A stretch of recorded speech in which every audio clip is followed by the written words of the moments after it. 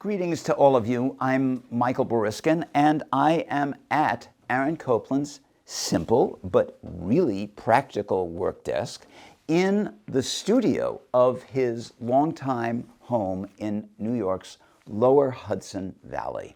I am so glad to welcome you to Cultivated Spaces 2.0, the virtual version of our Cultivate Emerging Composers Institute, which took place safely and in a hybrid live virtual format during the pandemic in 2021. This is the last in this series of 6 programs featuring our 2021 Composer Fellows and the online premieres of the short new works we commissioned from them for Cultivate. Cultivate really brings together many components, far more than a new music reading. It's an intensive creative workshop, a mentoring program, a professional practicum, and it provides ongoing artistic counsel and various career opportunities. And yes, it is also a new music reading.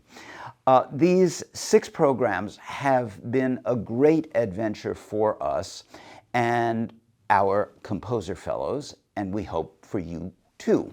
If you missed any of them, you can check them out at icareifyoulisten.tv. We are very happy to thank Amanda Cook and the team at I Care If You Listen. Please keep up with Copland House by following us on social media and signing up at coplandhouse.org to get our e-blasts and keep up with all of the exciting things that we are doing here. But for now, I'm so pleased to introduce Bobby G, who's going to speak a bit about his glittering new Cultivate work called Intuitive Geometry, as well as the inspiration he took from a vibrant painting. Then Music from Copland House will premiere the piece virtually, after which Bobby will return for a lively conversation with Cultivate director Derek Bermel. Enjoy. Hi everyone, my name is Bobby and I'm the composer for this next piece, Intuitive Geometry. Thanks a bunch for tuning in, first of all. I really appreciate it. And thanks a bunch to Copland House for having me and commissioning the piece and just providing the resources to bring it to life and realize it in such a with such vibrance and such energy. I was very grateful for the musicians. They did an amazing job. Very impressed by the effort that they put into the piece and the feedback that they gave throughout the whole process. It was wonderful. So Intuitive Geometry is a piece that was inspired by this painting by a friend of mine named Mocha Laget. We met about 2 years ago now at this residency called Millet. And I remember just seeing her paintings, being just so struck by how impressive and audacious and fun they were. They were characterized by this kind of, first of all, they're very large, these very big, expansive canvas full of these kinds of almost contradictory kind of forced perspective type abstract, geometric abstraction that I just really immediately connected with, and I thought, like, yeah, right then and there I was like, yeah, let's make something together. And so I tried to capture in my piece a similar idea of just all these resplendent colors ricocheting all over the place, and trying to play around with this idea of a through line, but also this kind of expansive series of different shapes and sounds, which is more or less, I thought, what I felt, at least, what Mocha was doing in her painting. Which, by the way, was titled Moroccan Capriccio. It was this really fascinating painting that was just full of all these ideas. And if you tried to follow any shape or any perspective for too long, you'd very quickly get lost. And I thought to myself, that's like a great, fun idea to try and evoke. I would love to try and, have these 4 musicians, right, just a clarinet, violin, cello, and piano, interplay in such a way where it feels like there's so much going on. It feels like if you try to follow any one musician, you get lost. But on the whole, there's this kind of thematic and, intervallic kind of through line that keeps you going and keeps you interested the whole time. It was really a lot of fun to put together, and I hope you enjoy listening. Thank you.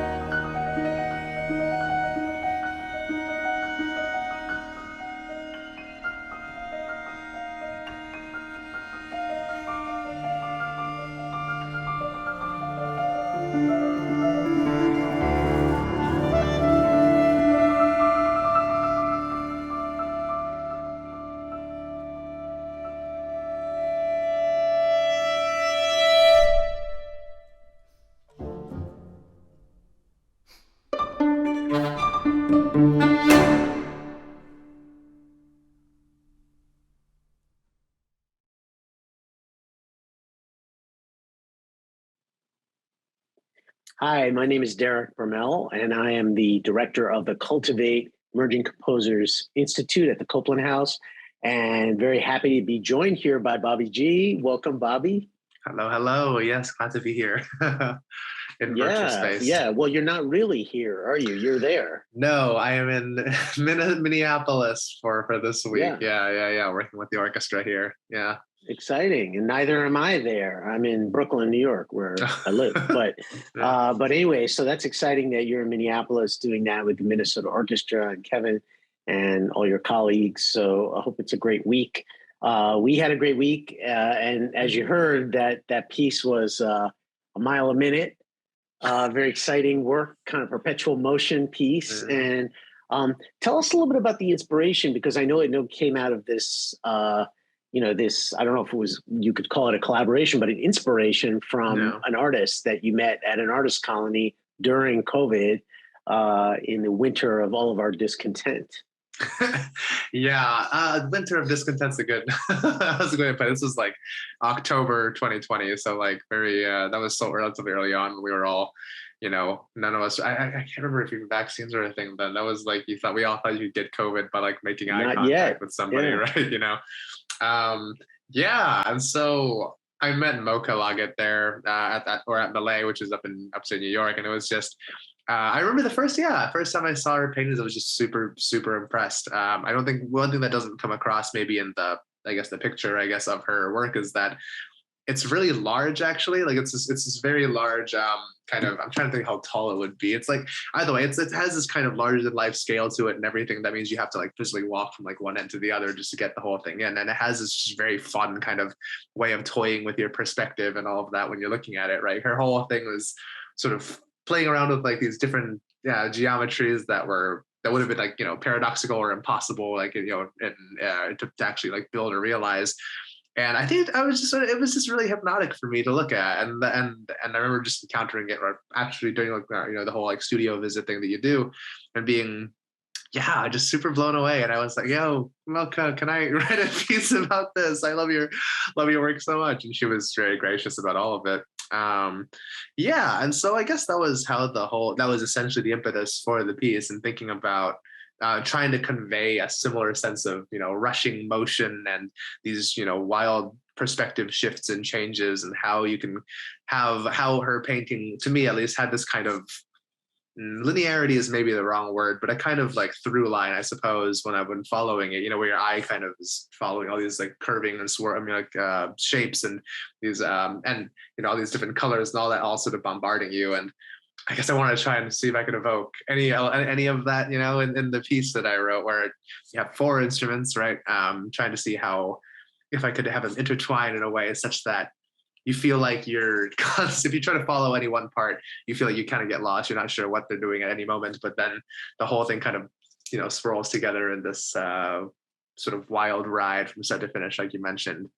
So that was the essential idea behind all of it. And then it was just super, super fun to put together. And I remember sending her like sketches and ideas sort of over the course of writing. I mean, so I guess you're right, that it was more of an inspiration and collaboration, just because it wasn't really a back and forth. Like she'd already completed the painting, right? So it was mostly just like me sort of interpreting in a way. And so that was just how it all came together. Yeah. And how do you do that? How do you take something that's visual and map it onto something that's sound, that's audio? What are the ways? I mean, I said mapping, but you don't necessarily have to map, but it sounds like what you did was that you thought about perspective and how that might work in music. And so you did it with tempo somewhat, right? Somewhat, for sure. That's actually a really fun question to think about, now that you mention it. Because paintings to me are fun because there's no sense of, or it's visual art, I suppose, in general, there's no sense of directionality in a way, right? Like you can look at a painting from top to bottom, left to right, or right to left, or whichever direction you like. And well, a painter might say differently, but sure, that's true. That is true. I guess in my head, at least, with these kinds of things, there's more like music unfolds in like one direction, right? Or as far as we're concerned, we only have like one direction that we can perceive these kinds of things. And so when I was thinking actually about trying to interpret this piece within like a musical context, or mapping it, so to speak, yeah, I was definitely consciously aware of how I would only really be able to try to do it in like a particular direction, if you will. That was sort of how I sort of almost thought of it like as a, thinking of the painting almost as like a visual or some kind of graphic score of sorts, and thinking about, going from, well, for me, I chose left to right, actually, how I might, sort of read, if you will, what was going on from left to right, and think about that in musical gestures. I remember early on, I had this like sort of silly idea of thinking of like assigning particular colors that she uses to particular, ideas or gestures, and sort of abandoned that because I don't know. I think in general, I sort of wing things and make things up. So I'm not very good at that kind of really, really, really rigorous kind of compositional strategy. But yeah, that was, I think that kind of thinking about interpreting, I guess, picking a sort of direction to interpret the painting was kind of a big part of how the whole piece came together and all. Yeah. Yeah, well, you have the one-way arrow of time, right, as you're describing, and of course, painters, or visual artists, they could maybe direct you and think, well, this might catch their eye first, and then they might see this, but they don't. They're not prisoners of time in the way that we are quite often. Yeah. And so the medium is the message there. But I guess one thing is so interesting. I felt listening to this, I could hear in your process this kind of, sometimes it was chromatically moving down, and you were working a lot with common tones that allowed you to kind of, I know this is getting a little nerdy, but that's great. But your chords each had common tones, which allowed you to move chromatically, but didn't sound like they were direct chromatic motion. So it was like kind of creeping downward, and then it would creep upward for a while. Right. Yeah. And then creep back downward and creep back upward. So it was always moving in a certain direction, but it was a little unpredictable. Well, one thing I think I've always liked is that sense is like motion, I suppose. Like maybe that's obvious from the piece that I've written here. But I've always like one of the kinds of music that I think I always just gravitated to from the very get-go was like Baroque music, and how it feels like it's music that's constantly in heart, that's constantly moving from one key area to the next, whether it's through all these like circuitous or cycling what do you call them, sequences, the whole thing, right? And that was something that I just never really got tired of. And so in a lot of my pieces, what I sort of do is I just set up these kinds of sequences and just kind of let them run and play out and see where they take me and all that. And yeah, that was a big part of how the motion works here, like sort of where it always feels like when you're moving from one place to the next, there's sort of, linearity or stepwise kind of nature that gets you around. But then it's just a very like restless kind of piece, right? Where you feel like you're always, everyone just feels like they're just constantly tumbling, downwards or sometimes back up. And I don't know, I find that just like super, super enjoyable and fun to play around with. And it has this kind of cascading sort of chaotic quality to it that I always find really appealing. Yeah. But you did a lot of revising on this piece. I mean, during the week, you honed it a lot. You worked with the players. What was that process like? Yeah, so that wasn't unique, actually. The truth be told, I'm not actually a big reviser. I think in general, when I write a piece, I was so excited to put the ideas down. And then when I realized that some stuff doesn't work or hasn't worked as well as it could, I decided to write a new piece, you know what I mean? And sort of like, in a way, try to fix my mistakes in the past by like doing it better the next time. But so this was a really valuable and sort of surprising, I guess, experience, being able to work with musicians who would, and hearing or sort of as we were rehearsing it, realizing, oh, some of these ideas are just like blatantly ridiculous or unrealistic and all of that. And it was really fun, actually, sort of going back and trying to devise these like solutions for how to make it like a workable a workable piece of music. I think and that's oftentimes I think is sort of the maybe the complaint or the issue is that I have a tendency to like overwrite, if you will, or write more notes or do more things than is maybe realistic or even comfortable or even really necessary. I think because of computers and playback and how they can play everything flawlessly, right? So that was really actually a really, really neat thing to be able to do, and to hear from musicians sort of like on as the piece was sort of coming together in rehearsal, and realizing like, oh, I think there's ways to make this sort of, sculpted in a way, where you have all this stuff and sort of chip away at it and just sort of figure out what the piece actually like needs to hold together, and how the musicians playing it can maybe give it. Like one thing we did was we took the tempo down quite a bit, I think, from the original, from its original. But I think what was nice is that, a computer playing it just doesn't sound nearly as like musicians playing with energy, even if it's like chord note equal, say like 120, will sound more energetic than like a computer playing it at like 144 or something like that, which I just, I hadn't realized, right? We were like a year deep into COVID and I just hadn't heard musicians play music in a while. Yeah, and so just things like that were really cool and fun observations and lessons to sort of take away. Yeah. I don't know. It's been, I mean, these kinds of, I guess, workshops or the opportunity to like work with musicians who like take your work really seriously and all of it, especially I think where I am at this point in my life is, I don't know, always such a godsend. Like it's always so just like, oh, this is amazing. This is great. People taking what I do seriously and giving me the chance to like make mistakes, I guess, and trying to work through all of it. I think that's the point of the week. So it was great to have you there, and great to see you again. So have a great week out there, and thanks a bunch. Look forward to the next time hearing your music. And likewise, of course. Yeah.